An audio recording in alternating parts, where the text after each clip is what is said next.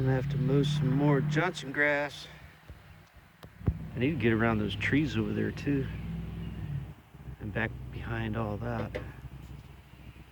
I'm not gonna mow today, but what I am gonna do is I'm gonna get this thing started and move it. All right, put that up to choke. Put my key in. I got that pushed forward. That's kind of like a brake. Push that forward, you gotta keep that down. If I let that go, it kind of like causes it to stop. Nothing on this side. This is how high the mowing deck is. Like one is like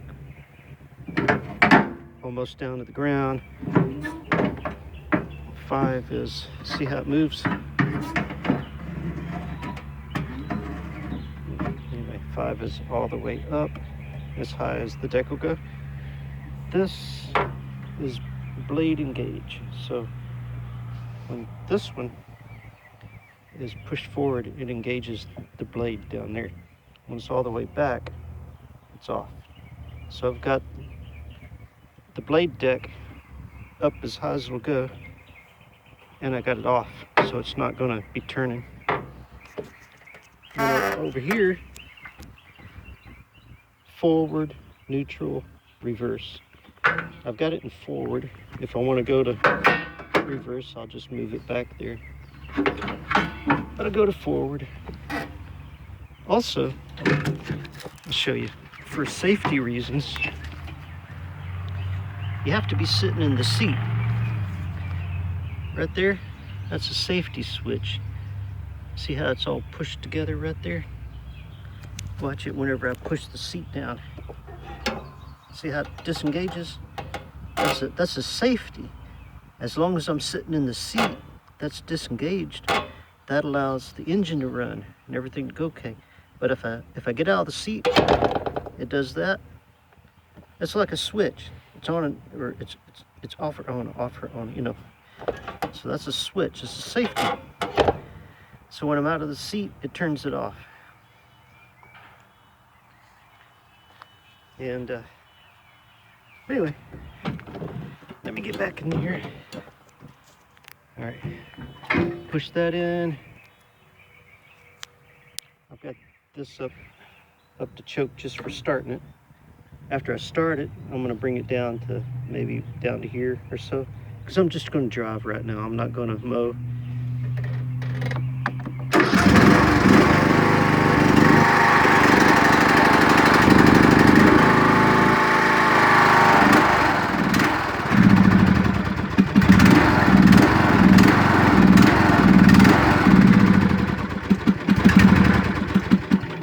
I think I might be out of gas. Raise the hood. Oh yeah, I'm already out of gas. Good thing I got some gas down there.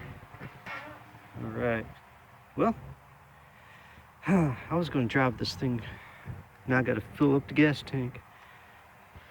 That thing over there requires 2 hands because it's got a safety nozzle thingy there, so it takes 2 hands to do it. I can't do that safety hand, that thing with 2 hands, and fill up the gas tank and operate my cell phone at the same time.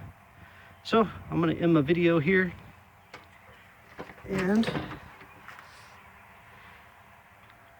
looks like it's slung some moisture around there. Okay, but anyway, well, it's got a nice little engine in it. It's got a what do they call it, power Bilt, 500cc, 17.5 horsepower at 3,600 RPM. It's a nice one. It's a Briggs & Stratton. And that's my carburetor right there. I need to clean that. Darn mosquitoes are trying to eat me already. All right, so I need to wash it. When I get my power washer going, I'll come out here and power wash this thing. Also, power wash a couple of cars. All right, well, At least you know it runs, right? I just ran out of gas real quick because, yeah, ain't no gas in that tank. All right. That's because I had that thing filled up to like, so that's the gas line. I had it filled up to here. And after I did all that mowing, it's empty. All right, good. I got it.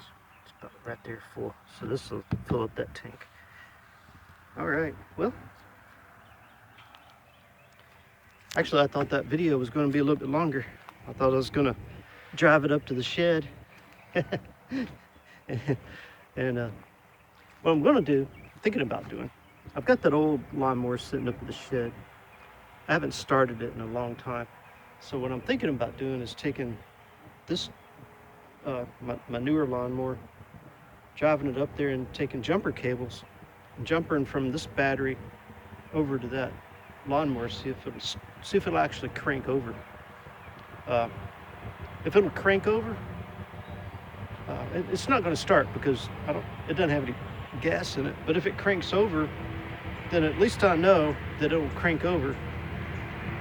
And once I do a little bit of work to it, like clean the carburetor, clean out the gas tank, get a new lid for the gas tank, then I know that it should start. And if I can get it to start and run, right, then it'll be much easier to just clean it up, maybe get a little paint job, do some work to it to, like things like air up the tires.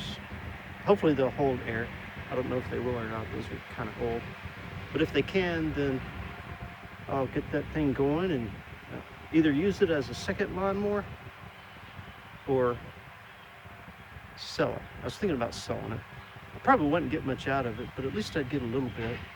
Get it out of my yard, get it out of my shed, because I need to make room in my shed for doing work on automobiles. I got several I need to work on. Got to get busy. But anyway, I've been trying to prepare my shed to be able to pull vehicles up inside of it, do my all my work that I need to do in the shed so that I can shut the door, be out of the rain, be out of the heat,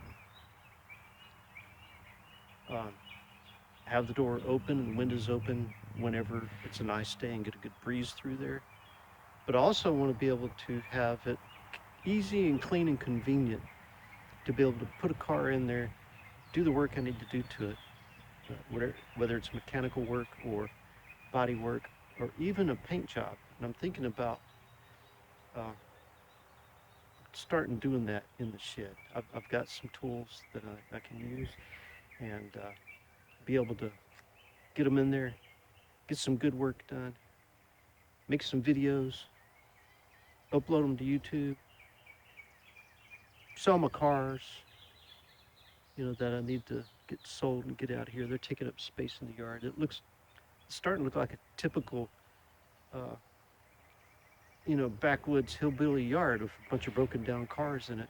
And I don't like that. I want my yard to be nice and clean and keep it well maintained, but I don't know, I got just too much junk. But I'll get it there someday. Well,